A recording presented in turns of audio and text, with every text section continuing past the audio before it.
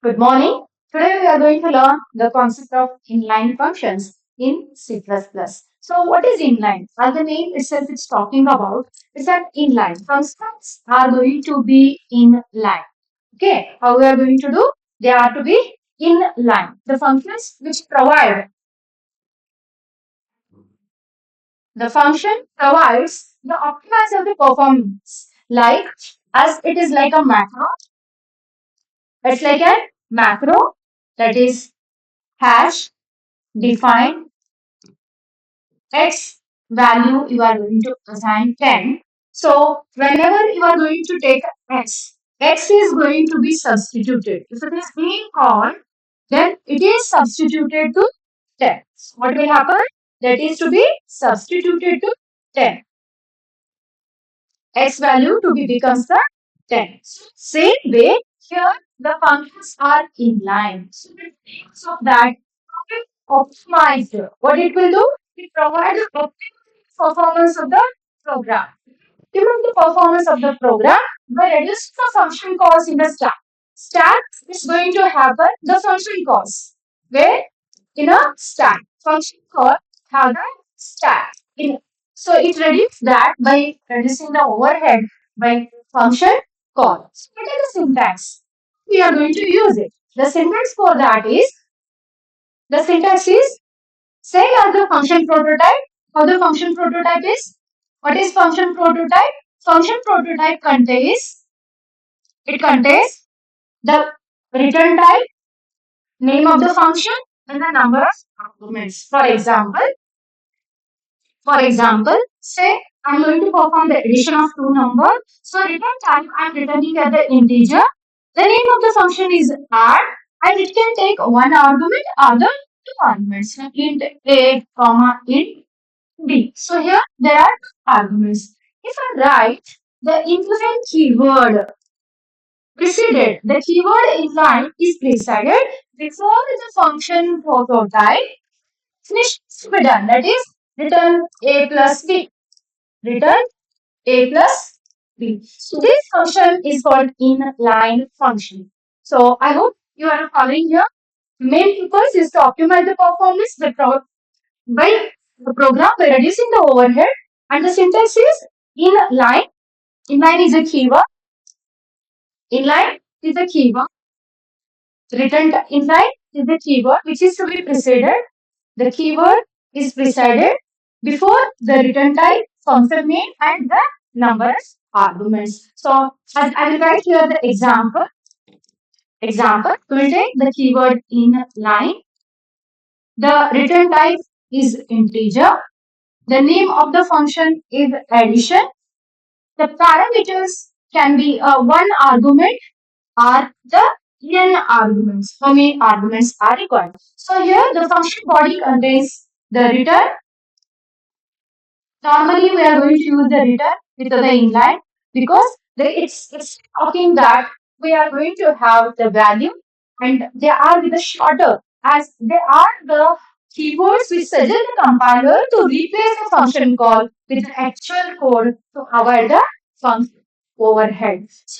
Let us see. So, as I hope you are clear with the syntax, when you are not going to use the function to be inline, these are the major places. If you are going to write the keyword inline, function contains a group. The compiler automatically consider that function as a normal function rather than the inline function. So the first is if function contains a loop, then it is not a inline. If a function contains a static variable, what is static? Static as like how we are going to do is the static. I will show here. That is, it is a variable int a. If you put the keyword static, then that will become a static variable.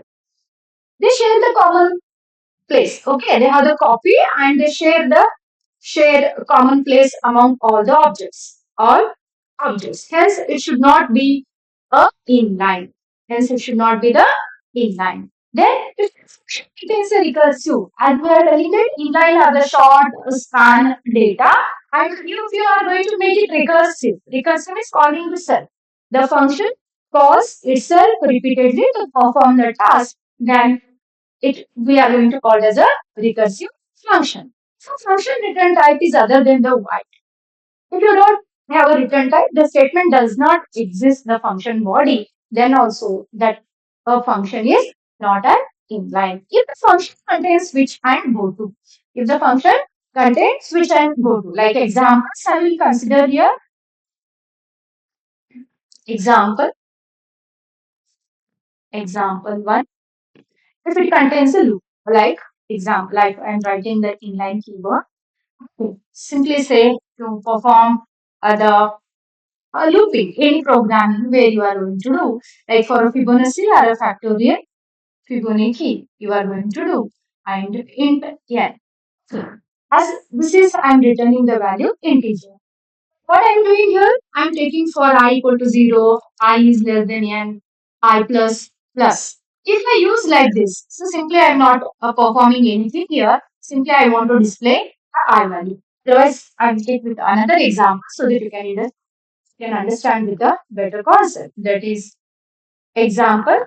First it tells that we should not have, do not have loop.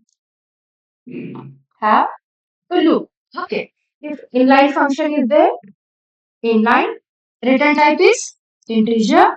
So what I'm doing here, just a display. Okay, display is a method. Wait, I don't have any argument. So int I for I started with 0, I is less than n, I plus plus. So n or I can take with the constant. N or I can take with the constant. Erase the revision.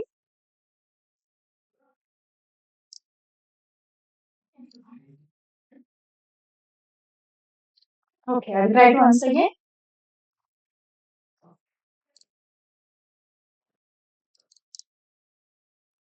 Inline is the keyword. Then the return type is integer. The name of the function is display. The number of arguments are null. Where now we are going to display the value. So I'm using a for I is equal to 0, I is less than 5 and I plus plus. Here what we are doing, we are cout, declaring the variable I, cout I. So what's happening here? It does not contain the return. It doesn't, it does not contain the return value. Contain the return, contain a return a statement. A return statement. Hence it is not again a inline. If it contain loop, then this is not a inline because it is unable to replace the call. It is unable to replace the call. So let's take one by one. I will again, once again, I repeat. If you have switch go to, it is not an inline. If you don't have return other than white, then it is. If you have recursive, if you have static, if you have loop, then they are not to be considered. The compiler doesn't consider or perform that as an inline. Compiler may not perform inlining in this following circumstances. Okay, so let's go with the practical implementation so that you can understand it better. Okay, so let's go with the compiler here. Then taken here for a inline programming. Okay,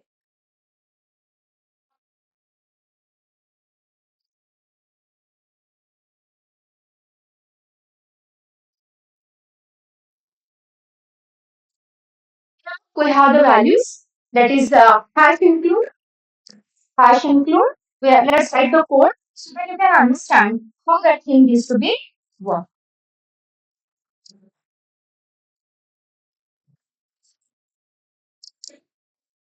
First, let's have hash include IO stream, and that is our header file where we are going to write with the thing. And at the compiler is the editor, so we are using the namespace. The namespace name is standard. Standard we are taking from the input and output. Inline is a keyword where we are going to write, make it as an inline function. Then integer is the return type. Add the name of the function and how many variables we are taking? Only one. So returning the value. Similarly, we are taking the two and here we are calling for the value addition of the two number and addition of the two data by calling the method. So let's execute this. Once you compile here, you will identify how the function call is to be replaced. So here, first you are going to have the add of 5.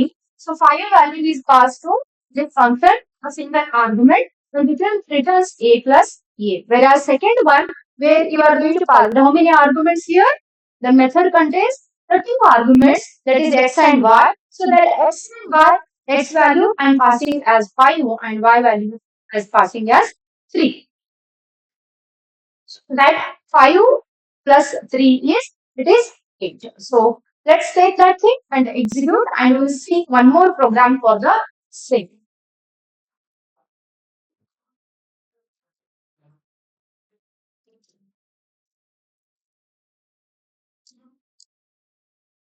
So the result is addition of 5 plus 5 is 10, whereas addition of two numbers, that is the 5 plus 3 is equal to 8.